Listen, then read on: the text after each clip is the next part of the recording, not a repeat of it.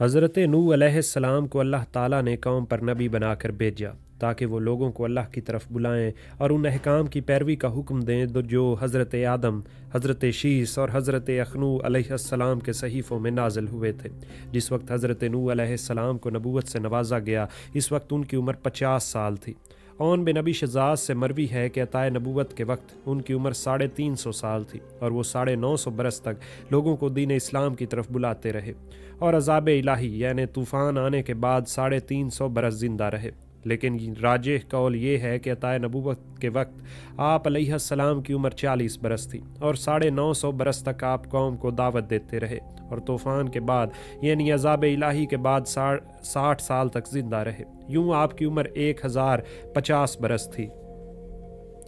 ابو جعفر بیان کرتے ہیں کہ حضرت نوح علیہ السلام نے 950 سال تک اپنی قوم کو پوشیدہ اور اعلانیہ طور پر اللہ کی وحدانیت کی طرف بلایا، لیکن قوم نے ان کی ایک نہ سنی۔ جب اللہ نے ان کو مارنے کا ارادہ کیا تو حضرت نوح علیہ السلام نے اپنی قوم کے لیے بد دعا کی، اور اس کے بعد اللہ تعالیٰ نے انہیں درخت لگا کر 40 سال کے بعد انہیں کاٹنے اور اس سے کشتی بنانے کا حکم دیا، جس کا ذکر قرآن پاک میں ہے۔ ترجمہ: اور ایک کشتی ہماری حفاظت میں اور ہمارے حکم سے تیار کر۔ اس حکم کے مطابق حضرت نوح علیہ السلام نے درخت کاٹ کر کشتی تیار کی۔ اس کے بارے میں حضرت عائشہ رضی اللہ عنہا سے روایت ہے کہ حضور اکرم صلی اللہ علیہ وآلہ وسلم نے فرمایا کہ اگر اللہ تعالیٰ نے حضرت نوح علیہ السلام کی قوم میں سے کسی پر رحم کرتے تو وہ ایک بچے کی ماں ہوتی۔ آپ صلی اللہ علیہ وآلہ وسلم نے مزید فرمایا کہ نوح علیہ السلام نے اپنی قوم کو 950 برس تک ایمان کی دعوت دی، یہاں تک کہ آخری زمانے میں انہوں نے ایک درخت لگایا۔ جب وہ بڑا ہوا تو اسے کاٹا، پھر اس سے کشتی بنائی۔ جب ان کی قوم کے لوگ وہاں سے گزرتے تو پوچھتے کہ کیا کر رہے ہو؟ حضرت نوح علیہ السلام جواب دیتے کہ کشتی بنا رہا ہوں۔ وہ لوگ ان کا مذاق اڑاتے اور پوچھتے کہ اسے کہاں چلاؤ گے؟ اس پر نوح علیہ السلام فرماتے کہ تمہیں جلد پتہ چل جائے گا۔ پھر جب وہ کشتی بنا کر فارغ ہوئے تو اللہ تعالیٰ کے حکم پر ایک تنور سے پانی نکلنے لگا اور پانی محلوں اور گلیوں میں بھرنے لگا۔ ایک بچے کی ماں خوف زدہ ہو کر پہاڑ پر چڑھ گئی۔ جب پانی وہاں بھی پہنچ گیا تو پہاڑ کے اوپر اپنے بچے کو لے کر مزید چڑھی، حتیٰ کہ وہاں بھی پانی پہنچ گیا۔ اس نے پھر اپنے بچے کو ہاتھوں میں اٹھا لیا، مگر پانی انہیں اپنے ساتھ بہا کر لے گیا۔ لہٰذا اگر پروردگار عالم اس دن کسی پر رحم فرماتے تو وہ بچے کی ماں پر رحم فرماتے۔ حضرت سلمان فارسی بیان کرتے ہیں کہ حضرت نوح علیہ السلام نے 40 سال تک مساج کے درخت کو اگایا، جس کے بعد 400 سال میں اس کی لکڑی سے کشتی کی تعمیر مکمل کی۔ کشتی کی لمبائی 300 گز تھی۔ حضرت قتادہ رضی اللہ عنہ سے منقول ہے کہ کشتی کی لمبائی 300 گز تھی اور چوڑائی 50 گز تھی، اور اس کی اونچائی 30 گز تھی۔ کشتی کے چوڑے حصے پر دروازے لگائے گئے تھے۔ حارث کی ایک روایت میں آیا ہے کہ نوح علیہ السلام کی کشتی 100 گز لمبی اور 600 گز چوڑی تھی۔ ایک روایت میں آتا ہے کہ ایک بار حضرت عیسیٰ علیہ السلام کے حواریوں نے ان سے کہا کہ آپ کسی ایسے آدمی کو زندہ کریں جس نے حضرت نوح علیہ السلام کی کشتی کو دیکھا ہو، کیونکہ ہم اس شخص سے کشتی کے بارے میں سوال کرنا چاہتے ہیں۔ حضرت عیسیٰ علیہ السلام انہیں لے کر چلے، یہاں تک کہ ایک نشیبی علاقے میں پہنچے۔ آپ نے وہاں زمین سے مٹی اٹھائی اور ان سے پوچھا کہ کیا تم جانتے ہو کہ یہ کیا ہے؟ انہوں نے جواب دیا، اللہ اور اس کے رسول بہتر جانتے ہیں۔ حضرت عیسیٰ علیہ السلام نے فرمایا، یہ حام بن نوح کی قبر ہے۔ اس کے بعد اس جگہ پر انہوں نے اپنا عصا مارا اور کہا کہ اللہ کے حکم سے کھڑا ہو جا۔ یہ کہتے ہی وہ جگہ پھٹی اور اس میں سے ایک بوڑھا شخص اپنے سر سے مٹی جاڑتا ہوا اٹھا۔ حضرت عیسیٰ علیہ السلام نے پوچھا کہ کیا تیرا انتقال بڑھاپے میں ہوا؟ اس نے جواب دیا، نہیں، بلکہ میرا انتقال جوانی میں ہوا تھا، لیکن میں سمجھا کہ قیامت آ گئی ہے، اس ڈر کے باعث میرے بال سفید ہو گئے۔ پھر اس نے کہا، حضرت نوح علیہ السلام کی کشتی کی 3 منزلیں تھیں، ایک منزل میں جانور، دوسرے میں انسان اور تیسری منزل میں پرندے رکھے گئے۔ ایک اہم بات یہ ہے کہ جب کشتی میں جانوروں کی غلاظت بہت ہو گئی تو اللہ نے حضرت نوح علیہ السلام کو حکم دیا کہ وہ ہاتھی کی دم ہلائیں۔ جب ہاتھی کی دم کو ہلایا تو اس میں سے خنزیر جڑ کر گر گئے۔ انہوں نے تمام گندگی چاٹ چاٹ کر صاف کر دی۔ جب چوہوں نے تباہی پھیلائی تو اللہ نے حکم دیا کہ شیر کی 2 آنکھوں کے درمیان ایک ضرب لگائیے۔ جب حضرت نوح علیہ السلام نے ایسا کیا تو شیر کے منہ سے بلی اور بلا جڑے اور انہوں نے چوہوں کا کام تمام کر دیا۔ اس دوران چند لوگوں نے حضرت عیسیٰ علیہ السلام سے دریافت کیا کہ حضرت نوح علیہ السلام کو کس طرح پتہ چلا کہ تمام شہر پانی میں غرق ہو چکے ہیں۔ انہوں نے جواب دیا کہ وہ ایک کوے کو بیچتے تھے جو باہر کی خبر لاتا تھا۔ ایک دن دیکھا کہ وہ مردار کا گوشت کھا رہا ہے تو انہوں نے کوے کے لیے بد دعا کی، اسی لیے کوا آج تک گر اور انسان سے مانوس نہیں ہوا۔ حضرت نوح علیہ السلام نے پھر کبوتر کو بھیجا تاکہ وہ شہروں کی خبر لائے۔ کبوتر چلا گیا، جب واپس آیا تو اس کے چونچ میں زیتون کا پتا اور اس کی دونوں ٹانگوں پر مٹی لگی ہوئی تھی۔ حضرت نوح علیہ السلام سمجھ گئے کہ سارے شہر تباہ کر دیے گئے ہیں۔ جب کبوتر دوبارہ واپس لوٹا تو اس کی گردن میں سبز رنگ کا طوق تھا۔ آپ نے پھر اس کے لیے دعا کی۔ یوں کبوتر اعلیٰ پرندوں میں شمار ہونے لگے۔ اس کے بعد عیسیٰ علیہ السلام کے حواریوں نے حام سے کہا، آپ ہمارے ساتھ چلیے، ہم اطمینان سے بیٹھ کر باتیں کریں۔ اس نے جواب دیا کہ جس شخص کا رزق اب دنیا میں نہ ہو وہ کیسے آپ لوگوں کے ساتھ جا سکتا ہے۔ حضرت عیسیٰ علیہ السلام نے پھر فرمایا کہ اللہ کے حکم سے لوٹ جا، اور وہ دوبارہ مٹی میں چلا گیا۔ حضرت ابن عباس کی روایت ہے کہ حضرت نوح علیہ السلام نے بوزی پہاڑ پر کشتی تیار کی جس کی لمبائی 3 ذراع، چوڑائی 50 ذراع اور اونچائی 30 ذراع تھی۔ وہ کشتی پانی سے تقریباً 6 ذراع باہر تھی۔ یہاں ذراع سے مراد حضرت نوح علیہ السلام کے دور کے ذراع ہے۔ اس کی کئی منزلیں تھیں اور کشتی کے 3 دروازے تھے جو کہ اوپر نیچے واقع تھے۔ عمیر اللیثی سے منقول ہے کہ حضرت نوح علیہ السلام اپنی قوم کو دعوت ایمان دیتے تو لوگ آپ کی طرف طرح طرح سے ستاتے اور تکلیفیں دیتے، یہاں تک کہ آپ بے ہوش ہو جاتے۔ جب کچھ عرصے بعد ہوش آتا تو آپ کہتے، اے اللہ میری قوم کی مغفرت فرما کیونکہ یہ نہیں جانتے۔ ابن اسحاق کا بیان ہے کہ جب حضرت نوح علیہ السلام کی قوم سرکشی اور نافرمانی میں حد سے بڑھ گئی، وہ اللہ کی نافرمانی کھلے عام کرنے لگے۔ لوگ مزید بگڑنے لگے اور کہنے لگے کہ ہمارے آبا بھی یہی کرتے تھے۔ تو حضرت نوح علیہ السلام نے اللہ پاک سے دعا مانگی جسے قرآن مجید میں یوں بیان فرمایا گیا ہے۔ ترجمہ: اے اللہ، میں نے اپنی قوم کو دن رات دعوت دی مگر اس کے باعث وہ مجھ سے بھاگنے لگے۔ اسی طرح ایک اور دعا کی، اے اللہ زمین پر کسی کافر کو نہ چھوڑ کیونکہ یہ انسانوں کو گمراہ کریں گے اور اس سے مزید فاسق اور کافر لوگ دنیا میں بڑھیں گے۔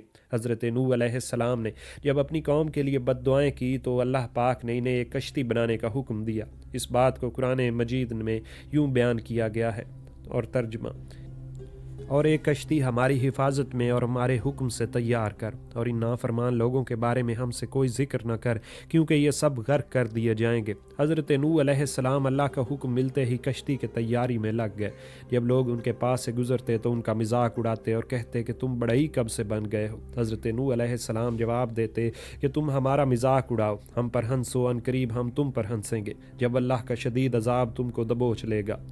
یہودی علماء کا بیان ہے کہ اللہ نے حضرت نوح علیہ السلام کو مساج درخت کی لکڑی سے کشتی تیار کرنے کا حکم دیا اور اس کے اندر باہر تارکول کا لیپ کرنے کا کہا، اور یہ حکم بھی دیا کہ اس کی لمبائی 80 ذراع، چڑھائی 50 ذراع اور اونچائی 30 ذراع رکھی جائے، اس میں 3 منزلیں ہوں اور روشن دان بھی ہوں۔ جب کشتی تیار ہو گئی تو حکم ملا کہ اس میں ہر جانور کے 2 جوڑے سوار کرو اور ان لوگوں کو بھی سوار کرو جو اللہ پر ایمان لے آئے۔ حضرت نوح علیہ السلام کو حکم دیا گیا کہ جب تنور سے پانی نکلتا دیکھیں تو کشتی پر سوار ہو جائیں۔ آپ نے یوں ہی کیا تو رات کی روایت کے مطابق کشتی میں کل 10 انسان اور باقی سب جانور سوار تھے۔ ریام جو کہ آپ کا بیٹا تھا اپنے کفر کے باعث سوار نہ ہو سکا اور مارا گیا۔ حضرت ابن عباس رضی اللہ عنہ سے منقول ہے کہ حضرت نوح علیہ السلام نے سب سے پہلے چیونٹی کو اور سب سے آخر میں گدھے کو کشتی پر سوار کروایا۔ اس دوران شیطان گدھے کی دم سے چمٹ گیا اور اس نے گدھے کو اندر جانے سے روک رکھا۔ یہ دیکھ کر حضرت نوح علیہ السلام نے گدھے کو مخاطب ہو کر فرمایا کہ تو داخل ہو جا اگر تیرے ساتھ ابلیس ہی کیوں نہ ہو۔ جب شیطان نے یہ سنا تو گدھے کو چھوڑ کر خود بھی گدھے کے ساتھ اندر داخل ہو گیا۔ جب حضرت نوح علیہ السلام نے اسے دیکھا تو پوچھا کہ تجھے کس نے سوار کیا؟ کشتی سے نکل جا۔ شیطان نے کہا کہ اب اس کے سوا کوئی چارہ نہیں، مجھے پہ اپنے ساتھ کشتی میں سوار رہنے دیں۔ یوں ابلیس بھی کشتی میں سوار ہو گیا۔ کشتی پر جب حضرت نوح علیہ السلام سوار ہو گئے تو انہوں نے اپنے ساتھ تمام حیوانوں کو اور ایمان والوں کو لے لیا۔ جلد ہی آسمان کے دروازے کھول دیے گئے جسے اللہ تعالیٰ نے قرآن مجید میں یوں ذکر فرمایا ہے۔ ترجمہ: اور پھر ہم نے بکثرت برسنے والے پانی سے آسمان کے دروازے کھول دیے اور زمین سے چشمے بہا دیے، پھر دونوں جانب کا پانی مل کر جمع ہو گیا جو اس کا مقدر بن چکا تھا۔ سورہ القمر۔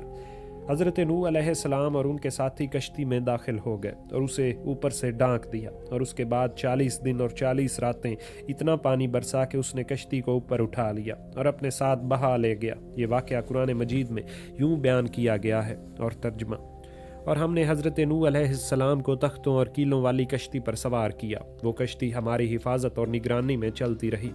یہ اس شخص کا بدلہ لینے کے لیے کیا گیا تھا جس کی بے قدری کی گئی۔ دوران طوفان حضرت نوح علیہ السلام نے اپنے فرزند کو پکارا کہ تو بھی کشتی پر سوار ہو جا، لیکن اس نے کفر پر اصرار کیا اور دعویٰ کیا کہ میں پہاڑ پر چڑھ جاؤں گا جو مجھے پانی سے بچا لے گا۔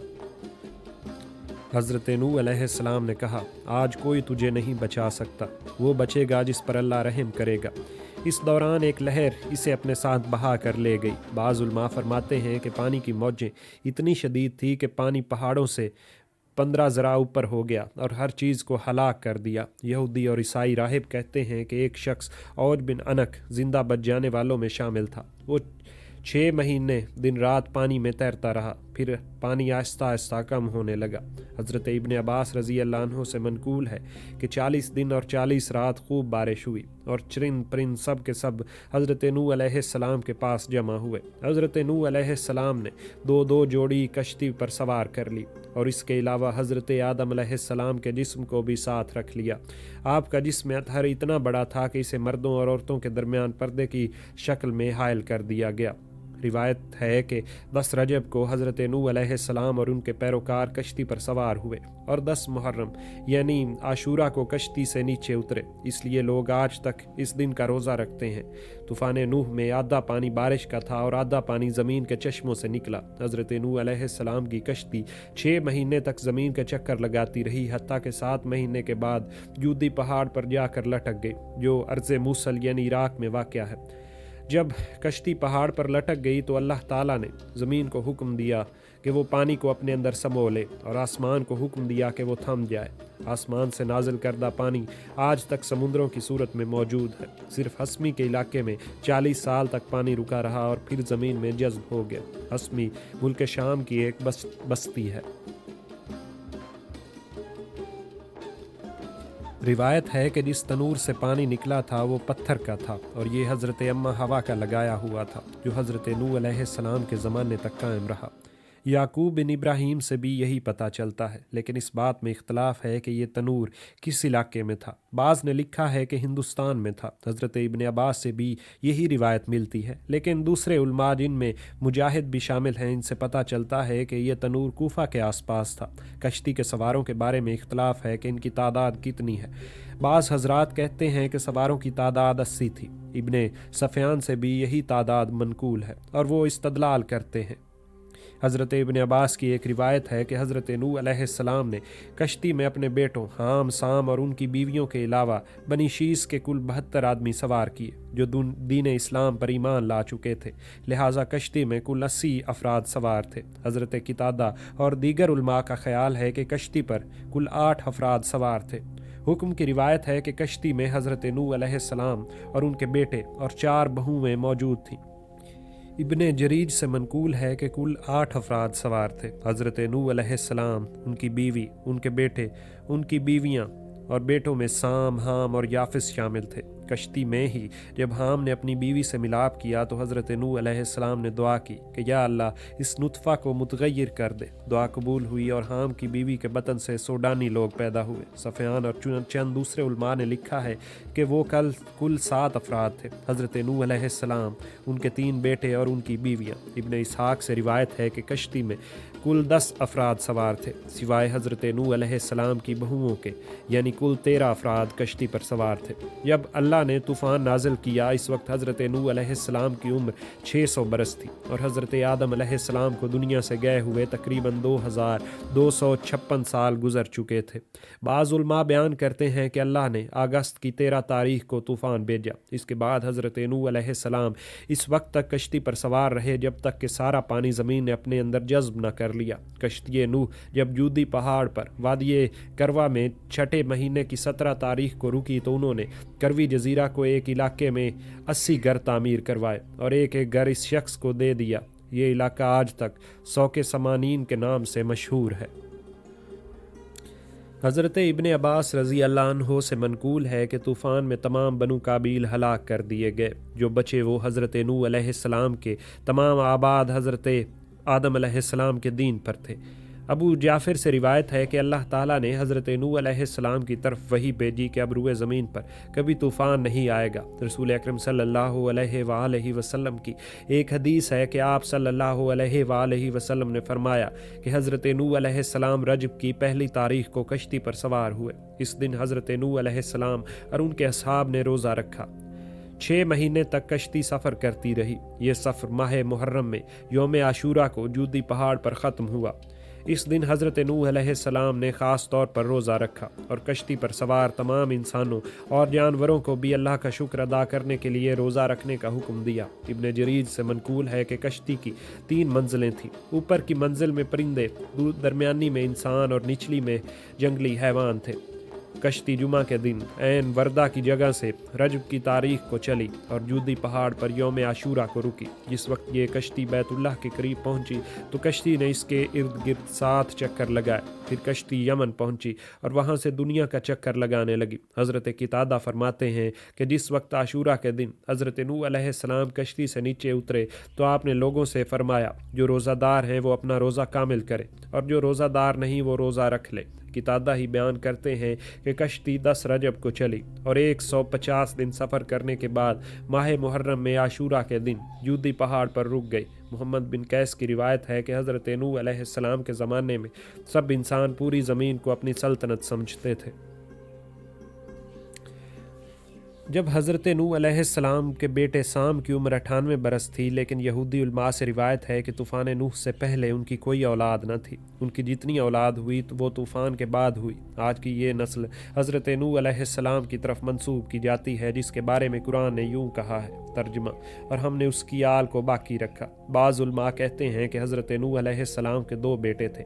ان میں ایک کا نام کنعان تھا اور دوسرے کا نام عابر تھا۔ حضرت ابن عباس سے روایت ہے کہ حضرت نوح علیہ السلام کے ہاں سام پیدا ہوا۔ اس کی اولاد سفید اور گندمی رنگ کی تھی، اور دوسرا بیٹا حام پیدا ہوا جس کی اولاد کالی اور سفید تھی۔ آخر میں تیسرا بیٹا یافس پیدا ہوا جس کی اولاد گہرے سرخ اور زرد رنگ کی تھی، اور ایک بیٹا کنعان تھا جو طوفان میں غرق کر دیا گیا۔ اہل عرب کنعان کو یام کے نام سے پکارتے ہیں۔ فارس کے مجوسی طوفان کو نہیں مانتے۔ ان کے مطابق دنیا جیو مرت کے زمانے سے موجود ہے۔ وہ کہتے ہیں کہ جیو مرت دراصل آدم علیہ السلام ہی ہیں، اور ان کی نسل کے لوگ ایک کے بعد دوسرے کو اپنا وارث بتاتے رہے ہیں، یہاں تک کہ فیروز بن یزدجرد بن شہریار کا زمانہ آ گیا۔ یہودیوں کے چند علماء اگرچہ طوفان نوح کا انکار کرتے ہیں، لیکن صرف بابل شہر اور اس کے مضافات کی حد تک ان کا کہنا ہے کہ جیو مرت کی اولاد کے گھر مشرقی جانب تھے اور پانی وہاں تک نہیں پہنچا، حالانکہ اللہ تعالیٰ نے ان کے دعوے کے برعکس قرآن کریم میں ارشاد فرمایا، ترجمہ، اور نوح علیہ السلام نے ہم کو پکارا، سو ہم کیا ہی خوب پکار پر پہنچنے والے ہیں۔ ہم نے پھر نوح اور اس کے اہل بیت کو بڑے غم سے نجات دی، اور ہم نے صرف نوح ہی کی اولاد کو باقی رکھا۔ حضرت سمرہ بن جندب رسول اکرم صلی اللہ علیہ وآلہ وسلم سے روایت کرتے ہیں کہ اللہ تعالیٰ کے ارشاد سے مراد سام، حام اور یافس ہیں۔ حضرت قتادہ اور ابن عباس کے مطابق اس آیت سے مراد تمام انسان اولاد نوح ہے۔